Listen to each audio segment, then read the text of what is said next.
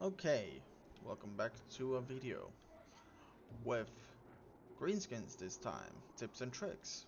Um, I went to Anzac first because I think it's easier this way because we're gonna begin from certain things, point of views. Um, so, how do you play greenskins?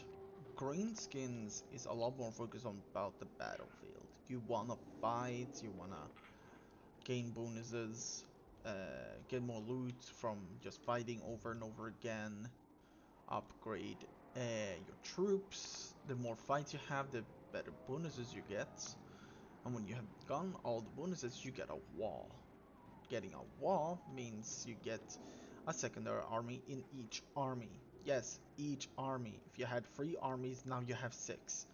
Now, it all depends on how many unit counts you have. If you only have 9 of them, you know, you only get 9. But if you have all 20, yeah, you get 20 more troops. They won't come in one go. They will come out as like 8, 6 troops. Some of them are more elite, which I will get to soon. And then the rest of them will be just coming up in due time, which is way too good. So, that is how greenskins play. Now, what's the tips for every campaign? Let's begin with Azag, because he's the one I got the most experience with. That is, well, one of the normal boys that you play as. First of all, you tend to buff a lot of things with each lord. What do you focus with Anzag? First of all, a lot of your normal orc boys. Uh, so boys, the Biggins, Archer, the Cav, but not black orcs. But you buff a lot of things. You buff shamans. You give yourself more vanguard deployments for the boys, and buff yourself a little bit off, and then give yourself a little bit of wind of magic, or wind of death. So you give yourself a little bit of vampire stuff with him. So what you want to do, at least when it comes to level up, this is what I do. I tend to go round marcher, inspiring presence, and then full on the boys. Getting this, the boys thing, is just gonna give you a lot of damage. Like a lot. And that's the thing, you're a very offensive faction, so that's what you care about. Um, After that, I would say this, but you have to get the Crown of Sorcery. You need to get to level 7 and do a quest battle. I don't remember, but I think it's not the easiest one. It is pretty good though, it gives you Case of Nagash, immune to flanking, less, whatever. It's good. And if you get that, then, yeah, go for Spirit Leech, go for the Death line. After that, I would say just fill out the rest here and get these as well. Um, of course, he's really good at fighting and such. You do want to get some stuff here, but I don't usually focus on single Blade Master and so on and so forth. And yeah, not only that, you give extra stuff for the scrap. You give the wizardly weapons, which gives you more power recharge, give you winds of magic faster on certain things, on certain units. So you just want to cast spells, have very powerful orcs just charging through and kill things. Thing is, though, is that some things are gonna be difficult. You're going to have certain enemies that is gonna annoy you. We are going to say Kislev is gonna be one of them. After they have their issue with their starting province, which is gonna be at here for you, so it's very close. They might go to war to you unless the rats are annoying them already. If it's not you, and if it's not her, you have Ungrim. Now Slayers are not that bad to deal with as greenskins. You have archer units that can shoot them. Not the best archer units, of course, but you have archer units. And you have good melee fighters with big guns and such. The negative thing is Ungrim himself. He is 100 armored Slayer that just punk the living shit out of you. So, not good. And they are also a little bit resistant to magic. You're supposed to be more friends with the vampires, but they're gonna hate you anyways because reasons, I guess. Um, yeah, I mean, you're gonna have them as enemies here. Chaos Dwarf. You're going to have Draika, which is right here.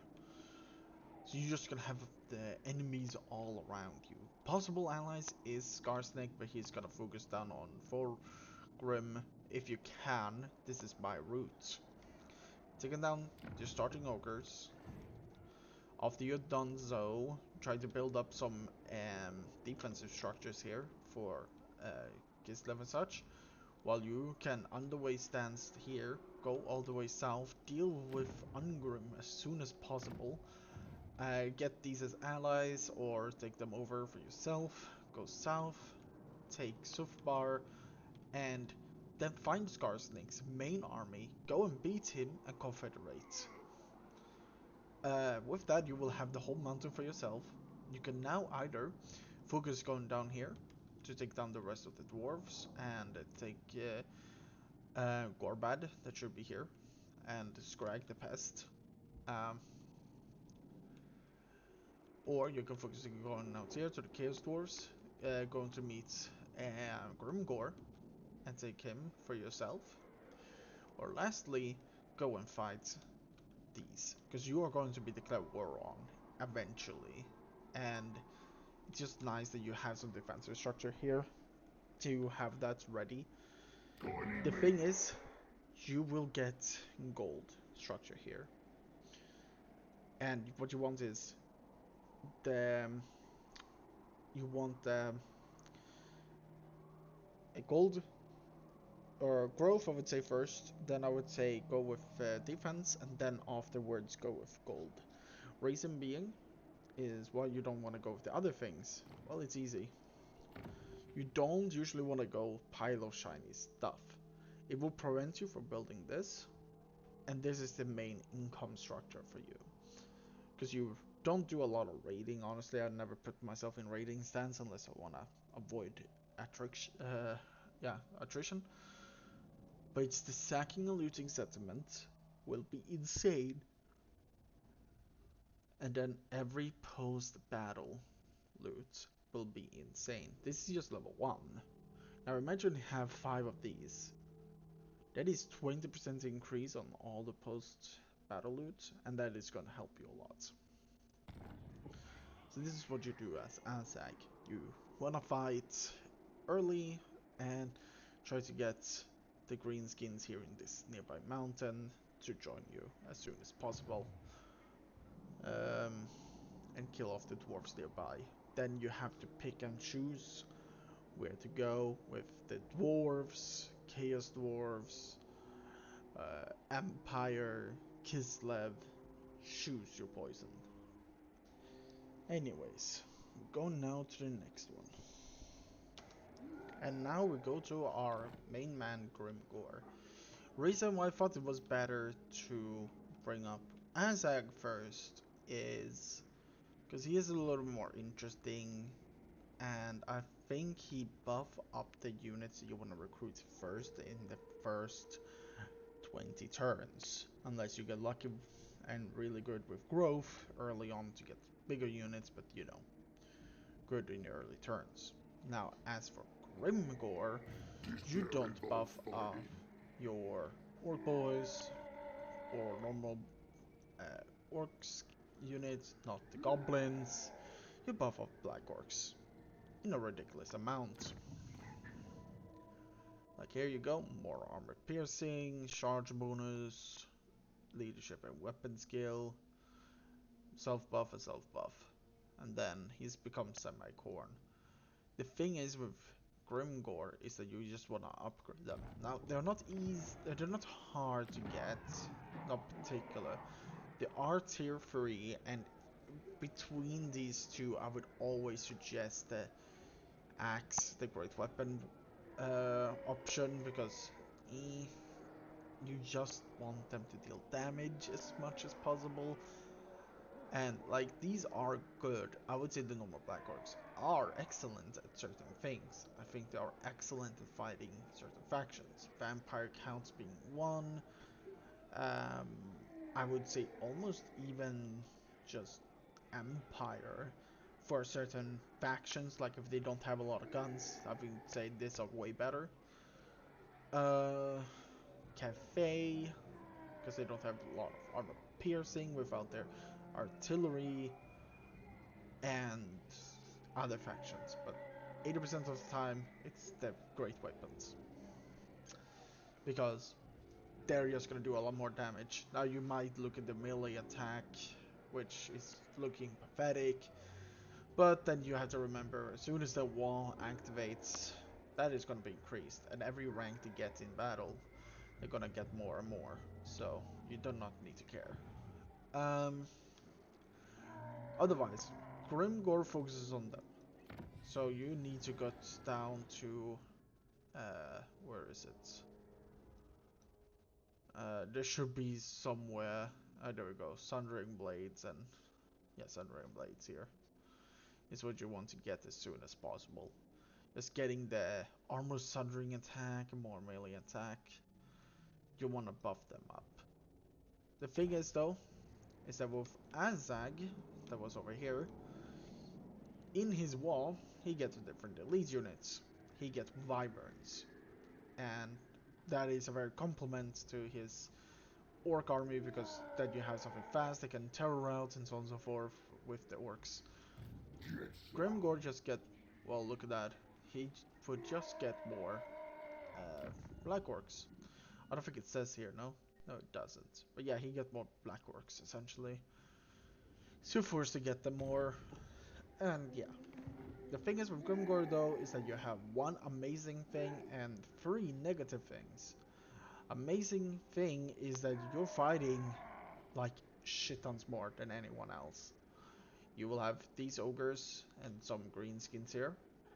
You will have Kolek and Temerkon. Those two are going to be your main issue. You're gonna have Greases, these here. The amazing thing is, by the way, if you can capture Zarnagrond, you're gonna get a tier 4 or 5 settlement very early on, which is gonna be insane. I think at least, I don't remember. It was ages ago since I played Grimgore, and it was when you could exploit something here. So don't quote me on this, but look it up yourself if you can still do that or not. Or ask the comments or Reddit, you will get the answer. Grimgore though will have challenges. He has Zarnagrund that is gonna be very hateful. You're gonna have Chaos Dwarves here that's gonna be hateful. Two faction here that's gonna be hateful towards you. Greases that also is gonna be hateful. Of the Greases, you have either a Kugath or a Helman Ghost against you, and then you have whole Cafe. So you just surrounded by enemies, but it is kind of positive because we remember what you said before. Just go for this building. You're gonna get so much money from every battle. Like yeah, you will have this, and I would recommend literally going this, then this. But fighting here, getting Gorge Rock, getting yourself, how many heroes can you get? Yeah, it just unlocks you one. So you're gonna get one Black Orc big boss that's gonna join you. You're gonna get um in the next turn when you take you're gonna get some Squigs, which is amazing because Squigs is just really good armor piercing, which is gonna be needed against the Warriors of Chaos and Nurgle. So yeah, you have a good start with him. You have the possibilities with units and so on and so forth. So don't worry. I wouldn't go with a lot of spears though, even though it's kind of encouraged because of a lot of ogres and Kolek. I would just try to recruit uh, like two Slotning pump wagons because they are armor piercing and decently charges. They're not amazing as the other chariots, but hey, if you can get these going, go ahead. If not, and if you're not confident enough, get squigs and orc boys, because they will just hold the fight. The spears and the normal variants will just hold the fight, but the squig is still all the armor piercing damage in the world. So don't you worry, you had some positive things in the negative. So yeah, my recommendation is to take down this, focus on these two, be wary afterwards where you want to go. Take your starting province obviously, but yeah, if you want to go north or to the east or west, because benefits is west for Azag, north to deal with all the chaos stuff so they don't attack you, south is to attack remove Greases, although you can potentially find an ally in Greases. It's rare, but you can.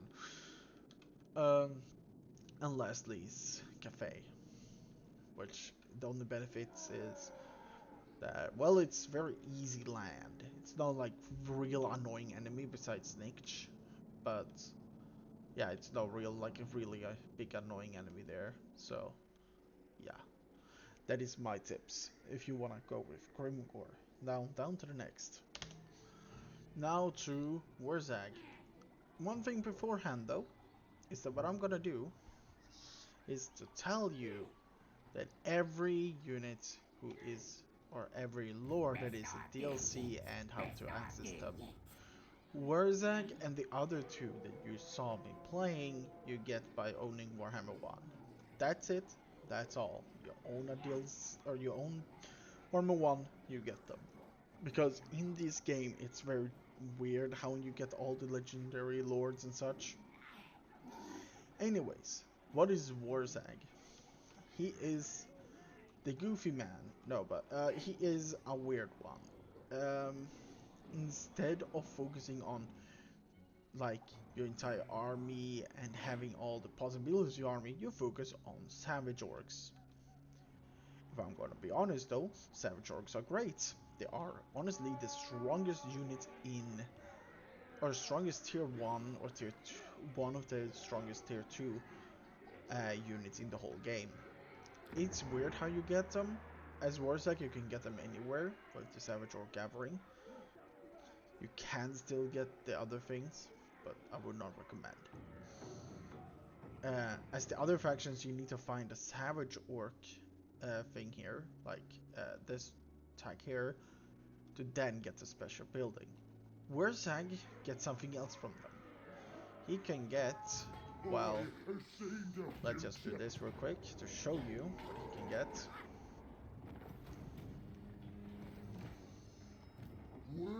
Please don't say I have to fight. You're part of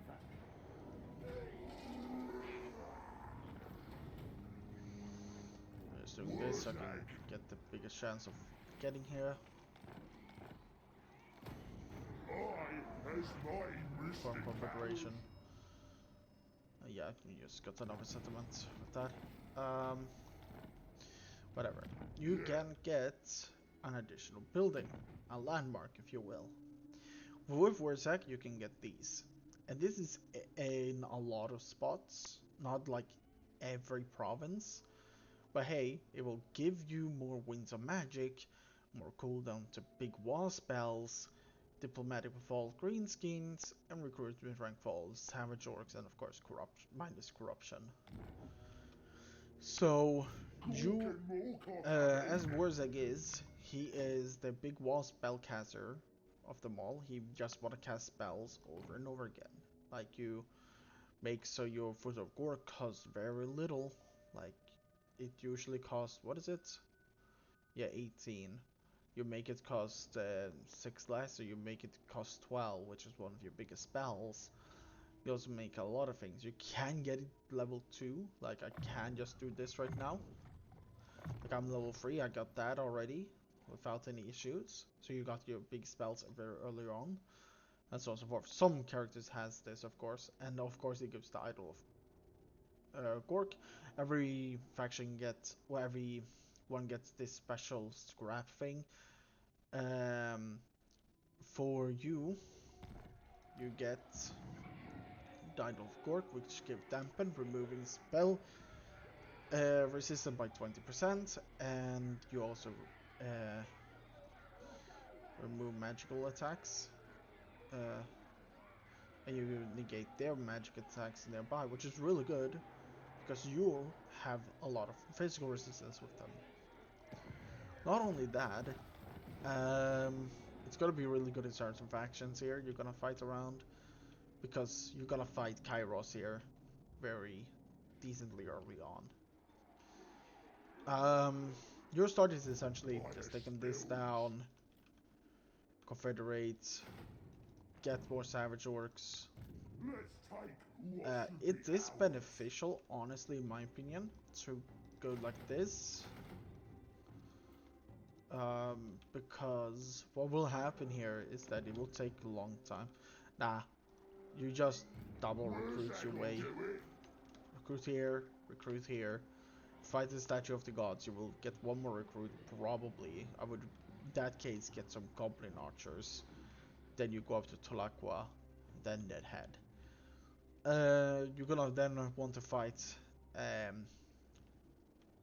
Sigmar Man, Volkmar, Manfred, Dwarves here. Be aware from just the Lissaman here and Teclis. But you want to just take down so you get a good foothold here, so you can fight Zinj when they come, because they will be here at some point. You want to focus on to, I would honestly say whenever I play here, I just focus on go bigger, go faster, and just getting all of these middle parts here to gain more faction bonuses with Healy Mushroom as well. So yeah, you get more replenishment and fighting more. So yeah, Warzig is not that different compared to like Azag in reality. It's just, hey, more spell casting than Azag and way more stronger early units than Azag. Which kind of puts him down a little bit, because if you just want to play something that is actually better than Azag, then just go Warzag, I guess. So yeah. Like, I think the only threat you really have is Kairos, and you have to prepare yourself early for that. And technically, I would say that Fork is also one big powerhouse. Be aware for him. Besides that, yeah, no, this is very easy. The only annoying here is that you're gonna have the fights tic-tac-toe very early on with a big air force. Then you might think, well, I just go Savage Orc Errors.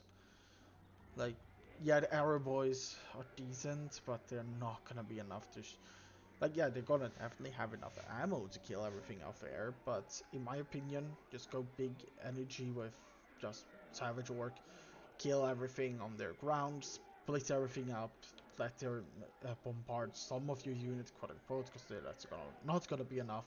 Then he's gonna try to shoot you to death, which is not gonna be enough, and then he's just gonna charge you down, which is not gonna be enough. So don't worry about that. Also, you wouldn't have this wounded army, you would have some more units if you play the battle, so don't worry about it. Anyways, it was very simple. Time to go to the next one. First of all, Scarsnake.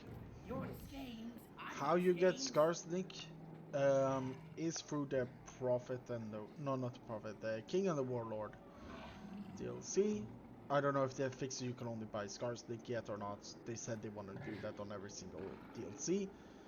But you don't need to have Worm 1 to play him. You get just Scarsnake if you just want to play Scarsnake of all the greenskins. There you go. If you want to sample on greenskins, there you go. Just get one of these DLCs to play around and see if you like it. Yeah. Scarsnake is weird.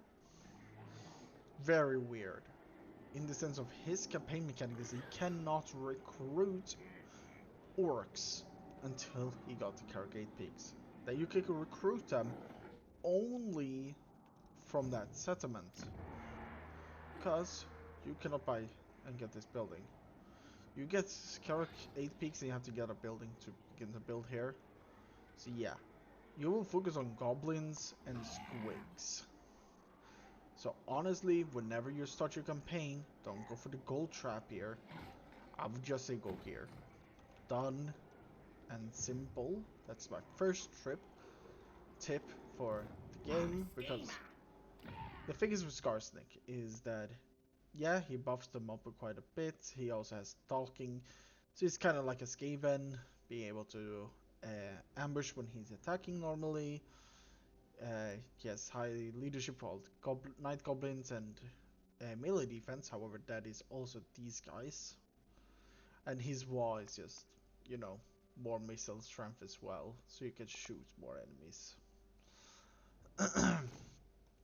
In his skill line, he gets Spite of the Bad Moon, whatever, he can give a whole blob just better damage.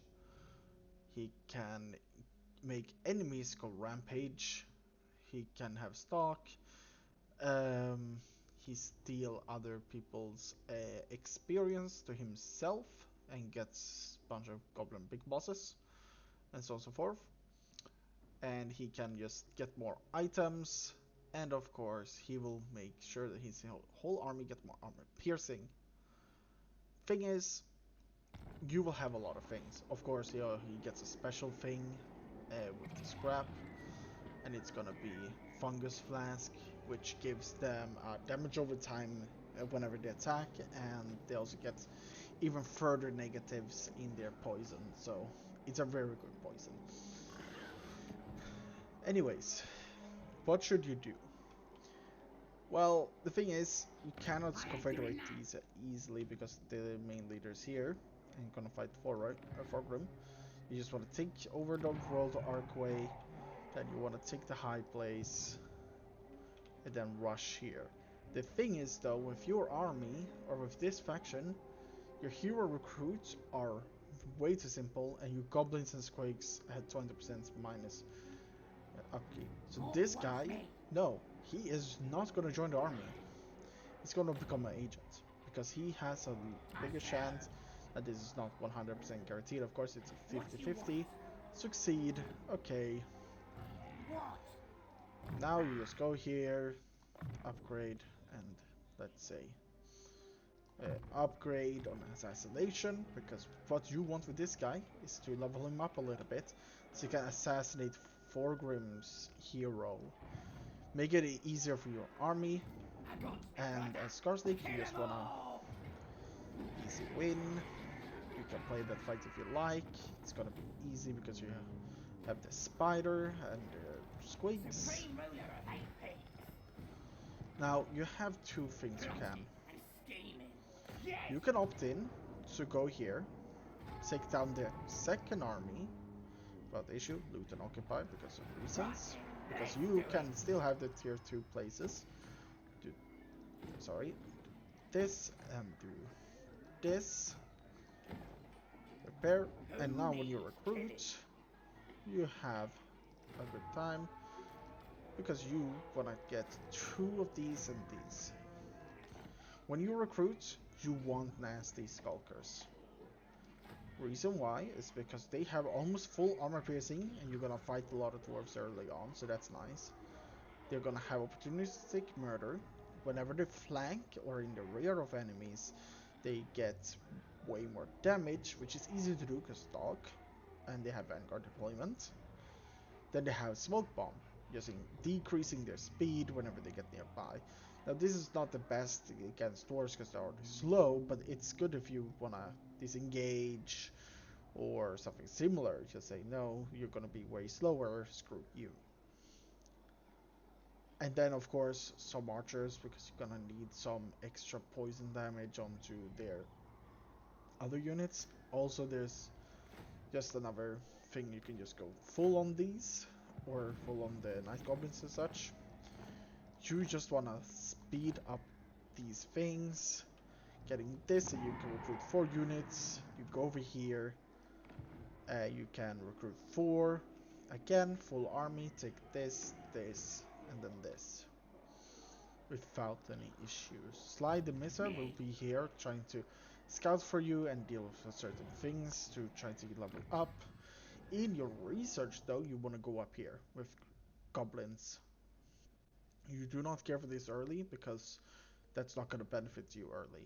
You want to get these two, so more leadership and upkeep, and armor and knights, and armor and melee defense. Then bouncing, you want to get creature comforts and spider worship. These yeah, all of those are all goblins. And here's some artillery stuff that you want as well. And this is also some goblin stuff. This is very important to get. Then of all the greenskin semi-lords, legendary lords you want to get is this guy, because he buff all the spiders, which is mostly goblins as well. That's your goal. It's pretty easy, really. You will also get a wall very early, and you can recruit very early because you can get the commandments to recruit more, and you are greenskins, which means from every settlement you have, you get a +1 local. So after you've taken this World Edge Archway, you will have 4 recruitments, and then you will upgrade that to 5. So you just get shit tons of armies early with the wall. In this case, I would always recommend shooting in your wall as a Scar Snake, because yeah, even though you don't have much early, your melee is not going to do a whole lot of damage melee, so they gotta compensate for you. Later on, you can also do a Doom stack. At least I did for ages ago with the heavy ammo. They did change it, but before it was just, hey, full armor piercing, which was silly. But it's still good, nonetheless. So yeah, you do this, easy capture. You will go down to Barak. You can also try to focus to get Ungrim and get Confederation with Azag and with Grimgore. Very easy. You focus on just getting shit on those squigs. If you're, let's see, yeah, you got someone here. I think he has, yeah, nastier squigs, more charge bonus, and this one as well to get them up buffed, because they will always count as just the squig hoppers will always count as night goblins, so all the night goblin buffs is always gonna be on them as well. Now down to the last 2 remaining. Then we have Grom the Paunch. He is different though than Scarsnake, because he is a goblin, believe it or not. Is that Scarsnake wants the greenskin, all the greenskins units to complement his army, but cannot for most of his campaign. But Grom can access those, but does not care about recruiting them. And here's why. All I can say is he buffed them in his own mechanic, which is cooking, uh, the cooking pot mechanic, whatever you want to call it. This mechanic has been stolen to a lot of other factions because it was that good. You essentially take 2 ingredients, you press start cooking, and you get a big buff. In due time, you can get special foods that will be really strong in the end, and so on and so forth. And now and again you will find random troll hag to sell you more ingredients, and you get ingredients for certain things, like defeating certain things, like hey, when about battle against an army containing any kind of lions, lion chariots, or lion hybrid creatures. There you go, done. Now you got it, which is very easy because you're gonna fight some here, high elves. So that's what he's focused on. A lot of goblins are just gonna be super buffed than himself. And trolls. He also focuses on trolls. Um, yeah, your campaign is gonna be a little weird because you are in smack middle of Bretonia. You don't have any allies again, but you don't have that difficult of a start. The only difficulty here is the Bretonia settlements being very crazy and the Wood Elves, in my opinion. it's gonna be defeating these faction here. Then you want to go to Castle Bastow and Montfort here. There's a potential you want to go for Paravon next and Qualeness, which is gonna be against the Wood Elves, which yes you're going to need to fight.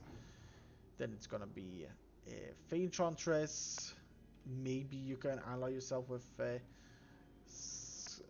Icket Claw and Morgur, but one of them are gonna fight each other and one of them will hate you. Just letting you know, and they're going to attack you and betray you in the end. After you've taken down the Wood Elves, you want to take down Luen, and you can potentially find yourself an ally with Heinrich. It's low, it's a low potential, but it is possible. Karl Franz will attack you. So yeah, you just have enemies anywhere. But as a green skin, that's not bad because you just get more troops from just fighting over and over again. It's basically Grom the Punch. How you get him though is through DLC 1 and 2, the Warden and the Punch. And he's Wah will give you more chariots, and he will focuses on healing everyone in his army with his Wah ability. Let's use that as a great effect. I think that's literally everything. It's not a lot of things to talk about this type of tricks. Grom is the easiest one by far if you know what you're doing with a Chariot Lord. Beside that, yeah, let's go to the next one.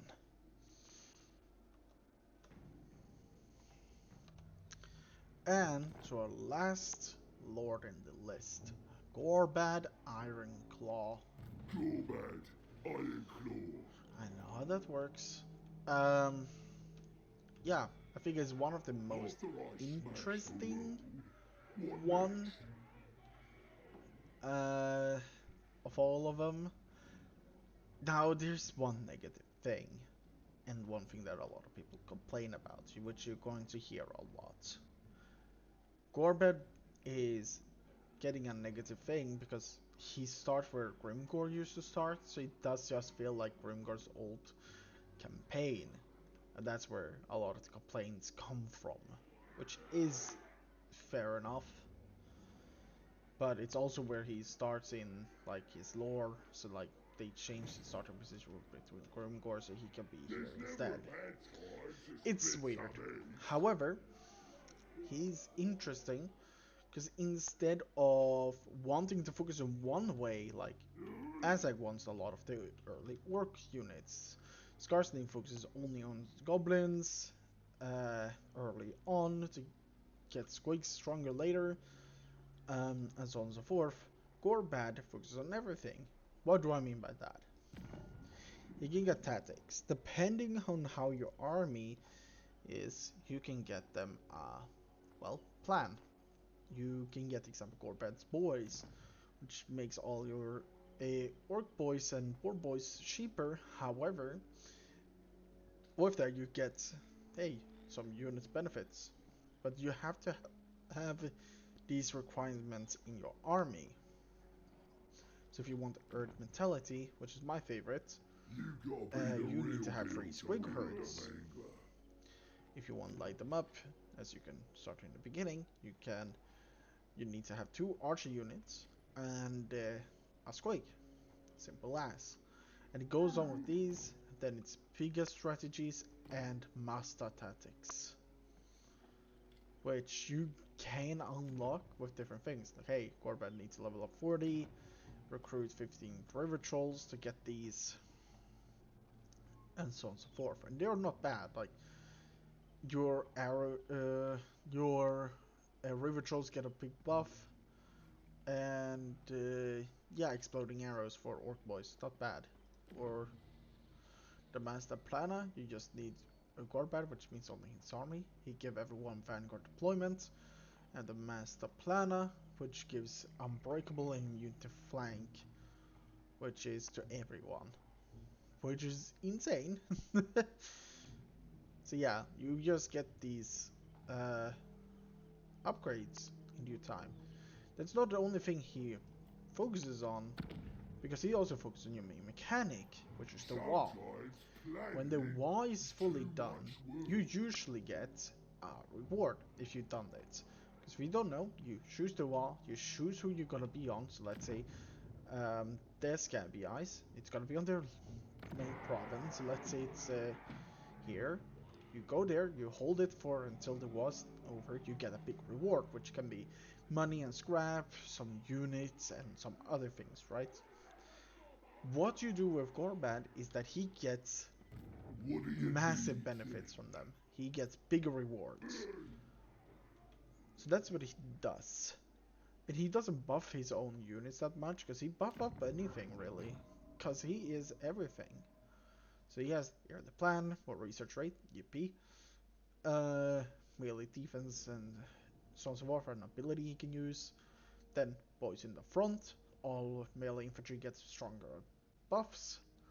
Shooters in the back, all shooting things get a buff. Riders in the flank, all cavalry stuff get buffed, and I lead the charge. I guess the only thing it doesn't buff up is the monsters, which is fine. But yeah, he is strong if you know what to do. The thing is, though, is that you will have a little bit of annoying starts. What I mean by that is that you will focus on taking down here, then go to Barakvar, take this place, and then go up here. Now, what's happening for you as Scarsnake, which is why I waited for this to happen, is that Vorgrim has to fight you off then here after he has taken his first things. He might just go down here to collect Drum to attack you, or attack Gorbad, which is why Scarsnake can just ambush and take everything. The thing is you're gonna take both of them. You're gonna need to take down Forgrim. Hopefully he focuses on Scarsnake first. Uh, then you attack Scarsnake, get him permanently as a confederation. Then you go up here and want to take more. Negative thing is though is that a little guy here called Queek is gonna attack you soon, but that is fine. Um, so yeah, he's just very powerful in general. I don't have many tips to him because I don't play Gorbad a lot. I don't play greenskins in general a lot. Yeah. But yeah, no, you get a lot of bonuses, a lot of easy things Boys, to get. let's play Like, Toss oh, the Gobbo again. just get 2000 from raiding, easy. Uh, have 15 units with poison attacks with your spiders, that's pretty easy. Um, research and technology. Like, it's gonna be easy. In the end of things, you're gonna get I things. was Your having a bit fun victory about the plan. stuff is just to take the whole Badlands for yourself and to have more plans, I believe, and to attack the Empire. Yeah, you wanna attack the Empire. That is your end goal, apparently. But in my opinion, it's just take over this, take here, you choose wherever you want to go. Pest Scrag might attack you randomly because he just attacks you, the player, as all the time because he's a pest. If you haven't noticed, you're gonna have more Skaven here. Chaos Dwarf might attack later, but it's always the Skaven here in the wins, so you might have to deal with Tretch. Um, maybe Imric, which is fine if you do. Yeah, I mean, I said it's not much I can tell you about him. He only his threat is that here in the early game, because mid game you can never predict what's going to happen and so on and so forth. You get plans from every battle. Uh, you can every lord I'm the gets supreme tactics, boss. so it's not only him. You just add a new tactic in, and it costs one, and they're on for like 5 turns or something. They're 3 turns for most of them, right? Whatever. They're on like 3 to 5 turns. Then, yeah, you're done. Boys, Yeah, sorry I I'm couldn't tell saying you what much I'm about thinking. greenskins. They're very simple as they are. I will get to more into dwarves with more strategies and such, which is the next video. I wish you all luck and a good and a beautiful day. So, see ya.